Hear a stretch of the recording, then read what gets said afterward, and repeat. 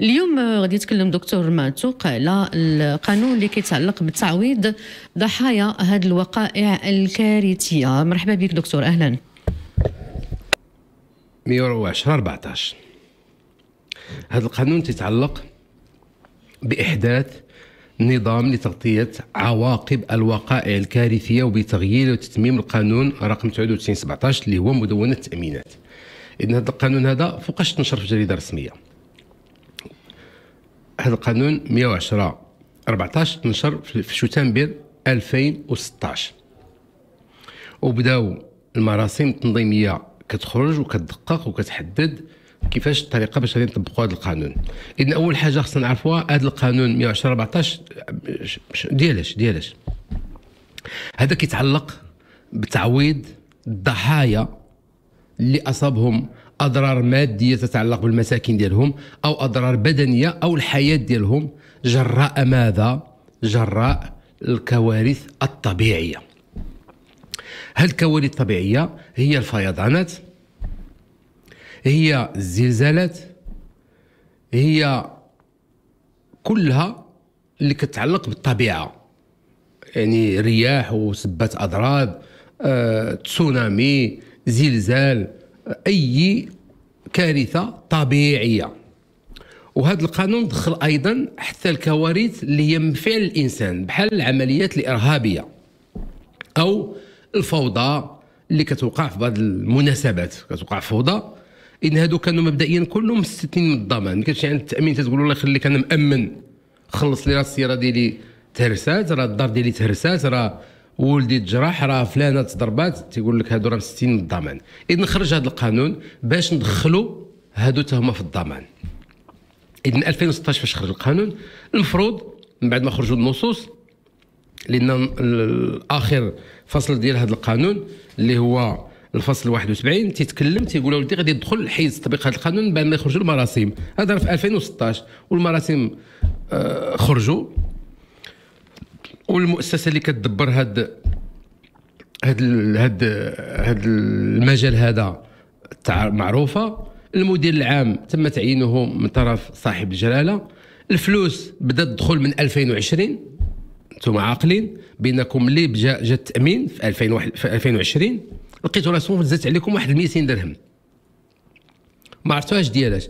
قالوا لكم الكوارث الطبيعيه هي فعلا 1% من القسط ديال التامين اللي كيأدي بالنسبه لكل التامينات التي تتعلق بالسيارات والتامينات الاخرى باستثناء التامين على الحياه، هذا هو اللي ما كيقتطعش فيه. اما جميع المواطنين اللي كيديروا تامين راهم منخرطين وعندهم واجب ديالهم كيأديوه وكان اجباريا. اذا الصندوق راه فيه الفلوس، راه من 2020 بدا يطبق.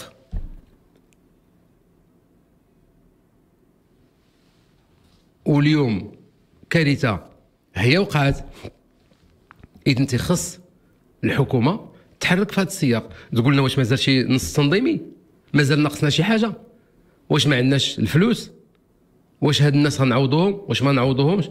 غير كاين واحد الشرط تيقول لك باش يمكن لنا نحركوا هاد المسطره والمواطن المتضرر يصبح له الحق في المطالبه بالتعويض، خص لازم قرار اداري. شنو كنقصدوا بقرار اداري؟ اي ان الحكومه كتصدر واحد القرار وكتقول نحن نقر بان هذه الكارثه اللي عرفت البلاد ديالنا في المنطقه الفلانيه هي كارثه طبيعيه، وبالتالي تدخلوا في اطار الاشخاص اللي يستحقون التعويض في اطار قانون 110/14. اذا ملي كيخرج هذا القرار فوقاش خصو يخرج؟ خصو يخرج في الاجل ديال 3 شهور من تاريخ الزلزال. ملي كنهضروا على الزلزال، حيت راه ما كانش غير الزلزال، راه كانت حتى الجائحه. وعلاش الجائحه ما دخلناش؟ ماشي كارثه طبيعيه؟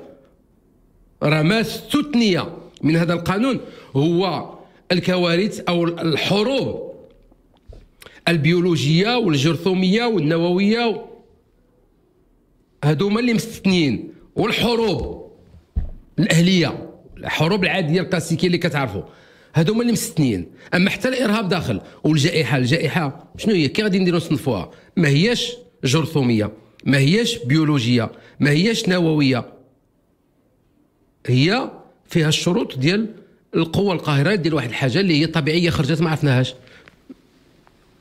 فيروس. ويمكن اهل الاختصاص يشرحوا اكثر باش نصنفوها واش. ولكن نقولوا صاحب الجلاله خدا واحد المبادره وخلق واحد الصندوق وقضى لنا الغرض الحمد لله. طيب كانت هناك فيضانات السنه اللي فاتت، ياك السنه اللي فاتت وقعت فيضانات، السنه اللي فاتت ما تحركش هذا الصندوق والحكومه ما تحركاتش، ما هضرش على هذا الصندوق. اذن واش اليوم حان الوقت لتفعيل هذا الصندوق ام لا؟ فالمواطنين راهم منخرطين وساهموا دائما في اطار التضامن، لان هذا نظام تضامني الناس كيأديو. غير بغيت نشرح هو انه غتقولوا لي والناس اللي ما عندهمش تامين، ما كيخلصوش كاع التامين، لا سياره لا دار لا ما عندهمش كاع، واش هادو ما مامنينش؟ لا تا هما مامنين، حيت الا كنتي كتخلص تامين راك غطالب حقك لشركه التامين اللي انت مامن عندها وخلصتي قسط التامين ديال الكوارث الطبيعيه، ديال الحمايه من الكوارث الطبيعيه او التامين ضد الكوارث الطبيعيه. ولا ما كان عندك حتى شي حاجه ديال التامين ما كتخلصهاش، فانت كتدخل كمستفيد في اطار نظام تضامني اللي تخلق من اجله صندوق ضمان ضد المخاطر كوارث الطبيعيه. يعني ما عندكش وصل لك هذا الضرر بحال هاد الناس ديال الزلزال، فهما خصهم ياخذوا تعويض على المنازل ديالهم، تعويض على الناس اللي فقدوا، تعويض على الاضرار الماديه، تدوير على الاضرار المدنيه اللي وقعت لهم، وحتى يعني الوعاء واسع. راه حتى لا كانوا غير شي ناس غير النساب ديالهم اللي تاهما تكرفسوا وعندهم علاقه بالسكن ديالهم، تاهما محرومين من السكن لانه كانوا عاطينهم فين يسكنوا الى اخره، تاهما داخلين في اطار اشخاص اللي كيستافدوا. ان هناك كارثه طبيعيه، الحكومه عندها واحد الاجل ديال 3 شهور، يعني دابا هذه شحال تقريبا اسبوع، مازال ما كملناش اسبوع، اليوم الاربعاء، يعني الجمعه غادي نكملوا اسبوع. اذن ما تكلماتش نهائيا الحكومه ولا حتى شي وزير خرج تكلم على هذا الصندوق، هذا غير من باب الاطمئنان ومن باب التبشير بالخير. يعني اما الحمد لله الخيرات راها موجوده، وهناك تدفق، المواطنين مستواهم عالي مستوى الحمد لله. يعني الناس اللي خاص فقط هو التأطير ويكون داكشي في القنوات ديالو القانونيه والاداريه صحيحه باش يتم الاستفاده من هذه الاعانات اللي كيعطيوها المواطنين. الدوله يعني بالنسبه للمتدخلين، يعني الشرطه والقوات المسلحه والقوات المساعده والوقايه المدنيه حتى هما تيشتغلوا، ورجال السلطه يعني بالضبط وزاره الداخليه ايضا تشتغل وبقرب في هذا الموضوع هذا. يعني الحمد لله ما كنحسوش بانه راه حنا كنموتوا بالجوع، راه داك الناس مكرفصين، راه ما كاينش. ولكن ما فيها باس، عندنا الاعانات ديالنا ديال المجتمع المدني ديال الدوله، واخا نقص الحس ديال المسؤوليه الانسانيه التضامنيه في بعض المسؤولين، ولكن فيها باس. عندنا واحد الصندوق نخرجوا نتكلموا نقولوا حنا كنبشروكم، عندنا واحد الصندوق الحمد لله، راه حتى اللي خاصو الدور ديالو، راه الحكومه دايره واحد البرنامج، ولكن عندنا واحد الصندوق ايضا موازاه مع البرنامج الحكومي ديال الاعانات والتوجيهات الملكيه. عندنا واحد الصندوق حتى هو غادي نفعلوه ان شاء الله اذا توفرت الشروط وعندنا جميع النصوص القانونيه الى اخره. ما فيها باس، ما زعما على اي. ف هادشي باش نقول حتى السنه القانونيه الحمد لله ما عندناش ضعيفه، عندنا النصوص القانونيه ديالنا، ولكن تيخص فقط التفعيل ديالها والتعريف بها باش الناس يعرفوا راسهم شنو ليهم وشنو عليهم.